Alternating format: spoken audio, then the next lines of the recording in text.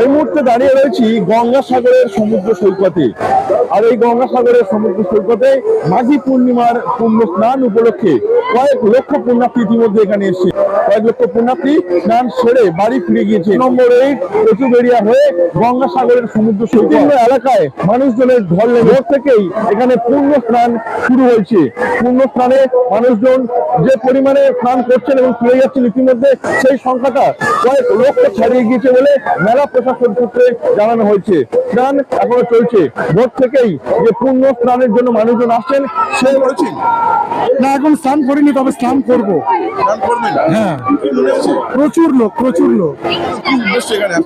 এই গঙ্গা স্নান পুণ্য অর্জন করার জন্য, যে যার মনের বাসনা কামনা পূরণ করার জন্যই এখানে সবাই আসে। লোক আছে বিশেষ করে উত্তরপ্রদেশ থেকে, বাইরে থেকে আসে এই মাঘী পূর্ণিমা। তবে এখানেও মানুষও তারাও আসেন, এসে উপভোগ করেন এই যে গঙ্গা স্নান। এটা একটা পুণ্য সঞ্চয় করার জন্য, পুণ্য অর্জন করার জন্য তারা সবাই আসেন।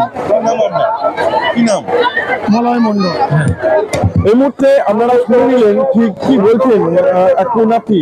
তিনি এখানে এসছেন এবং প্রচুর পুণ্যার্থী এখনো পর্যন্ত পুণ্য স্নানের জন্য দাঁড়িয়ে আছেন এবং তারা বেশ কিছুক্ষণের মধ্যে স্নান সারবেন। যে ভিড়, সেই ভিড়ের মধ্যে সারা ভারতবর্ষে যে অজস্র রঙিন ছবি উঠে এসছে, এই মুহূর্তে ধরে নেওয়ার চেষ্টা করব তাকে। কোথা থেকে আসছেন? পিয়ালি থেকে এসেছি। পিয়ালি থেকে প্রতি বছরই আসেন?